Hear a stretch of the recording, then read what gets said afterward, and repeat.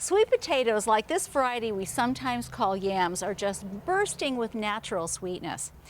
And the intense heat of the grill just coaxes out those natural sugars, has them rise to the surface and caramelizes on the surface to wonderful, wonderful flavor when they're cooked outside on the grill.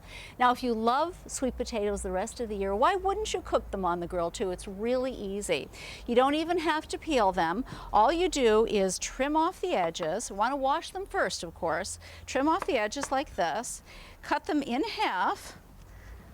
And you might have to work at that just a little bit to get them in half, but keep working at it and you can get them cut with not too much trouble. Okay, now that they're in half, you want to lay them down like that, flat, and then again into wedges, and depending on how large the potato is, you might cut them into 3 pieces, or you might cut them into 4 pieces, again, just depending on the size of the potato.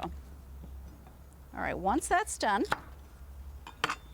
we're going to baste these with some basting oil on both sides. So just take your basting oil and stir that around a little bit so you get all these herbs and spices at the bottom, and coat them on all sides like this. All right, the outside is going to become nice and crisp like this, so that's why you don't even have to worry about peeling them. You can even eat that part on the outside when you're all done. All right.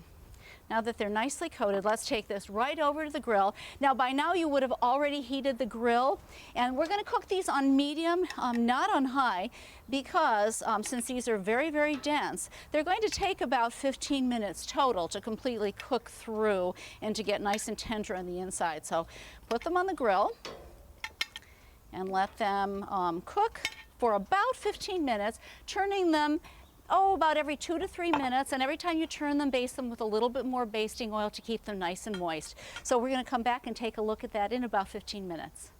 One final baste for a little bit of additional flavor. It's been about 15 minutes, so I'm going to check these now to see if they're cooked. I like to do this with a pair of tongs. Let's take this one and see. The way I test for doneness is to take the tip of a paring knife and put it directly in the potato. It should go in and out without giving you any resistance at all, and that does. So I think that these are done and ready to take over to our dinner table. All set to go. All right. These grilled yam wedges are delicious with, flank steak, with grilled chicken, with just about anything. And you know, when you need a nice change of pace from regular potatoes, this is a great idea. Why don't you give them a try?